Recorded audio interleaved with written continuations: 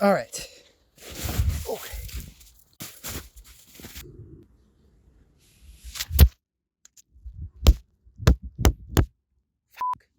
No more dropping the fucking phone. Getting snow off my shoes. So guys, I thought it would be a good time to finally talk about feelings. So this is gonna be a really deep and broad topic. I have a lot to say about it as being a lead thinker at the top and feeling at the bottom. This is an area of growth, let's say, for me. But I'm not gonna cover all of that right now. I'm just gonna focus on one thing at a time, and maybe I'll dedicate a video for different feeling problems one at a time. We'll call it feeling for thinkers. Let's say if you've assessed that you are a thinker at the top, or someone has told you or even typed that, you have to understand that not all feeling, like demon feeling or feeling at the bottom problems, are the same. So there's a variety of different ways that you can screw up feeling. In the same way, there's a variety of different ways you can screw up thinking and sensory and intuition, all that sort of stuff. And you're not going to have all of those issues. There's going to be some areas where you're fine, and there's other areas where there are going to be your personal issues. Even if you're looking at someone else that is very close to your type, they're not going to have all feeling issues, and they're not going to have the same feeling issues as you. And so you need to determine, firstly, what are your feeling issues, your value issues, or whatever you want to call it. When I got typed, I was like, I don't, like me personally, one of the things I don't really struggle with is I don't really struggle to know what I'm feeling in the moment in a kind of superficial way. It's like I'm feeling annoyed, or that bothered me, or et cetera, et cetera. I'm feeling stressed, I'm feeling anxiety, I'm feeling sad. I've never really struggled with that. And I think that's actually I feel like I'm pretty good at that. You know, who knows in the future, I'm like, oh, actually I was completely deluding myself. I wasn't that good at it. But for now, I think that especially if I compare myself to other people who are especially similar to my type, I'm not gonna be the best of the world at this, but I'm also like, I don't think it's like an area that's like super holding me back. So one of the areas that I will focus on, so the first topic is emotional strength, resilience, conviction, all that sort of stuff, which is like very FI like. I think that's one of the areas, that's one of my personal favorite areas of that I screw up in feeling. And the reason it's my favorite is because I didn't really realize that I had the issue. And before I go into like what that issue is exactly, I want to talk about like, why is it important to address this? So I'll take a belief that I have in another area, which is that you don't want to be scared of anything.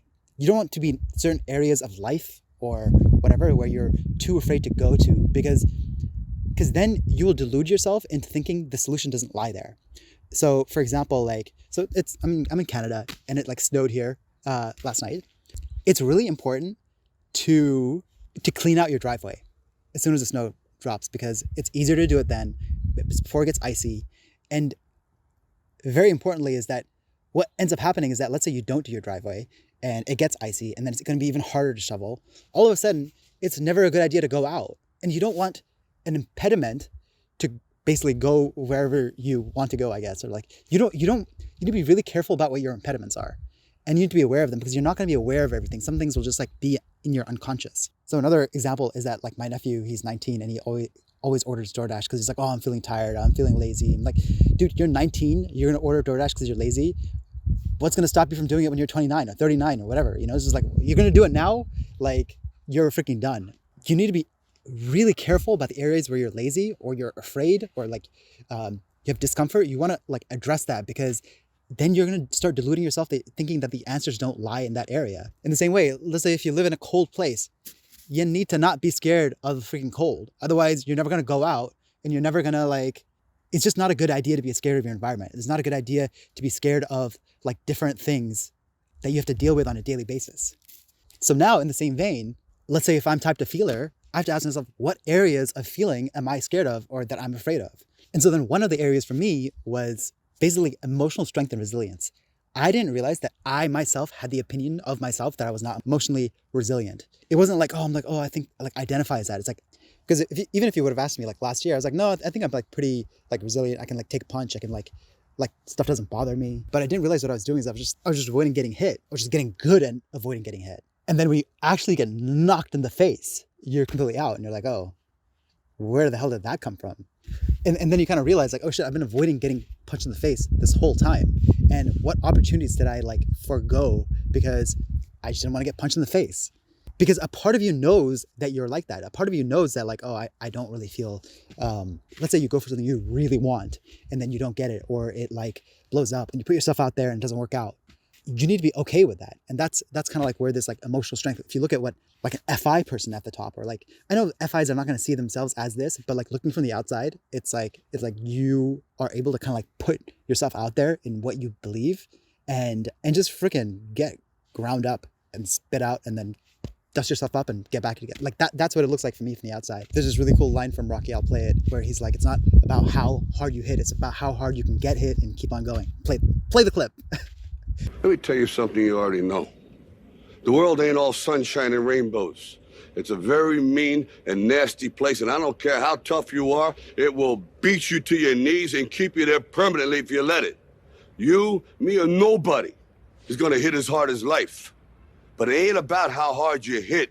It's about how hard you can get hit and keep moving forward. How much you can take and keep moving forward. That's how winning is done. And so like that really encapsulates like masculine FI or whatever, you know, like I don't even want to call it that. I just want to call it like conviction and strength and emotional resilience. Because if you know you can go through that, then you can pretty much get anything you want. Because especially if you combine like that, like I'm gonna identify what is it that I want the most, and you're not scared of identifying it because you know you can deal with all the pain that comes from like pursuing it. And then you're also not afraid of like the things of like, you know, that's like standard T stuff. Then now you're going super hard at something that you really want. That's what you want. That's thinking and feeling together, like churning, working together, going full speed. People are coming. I need to take a break. No worries.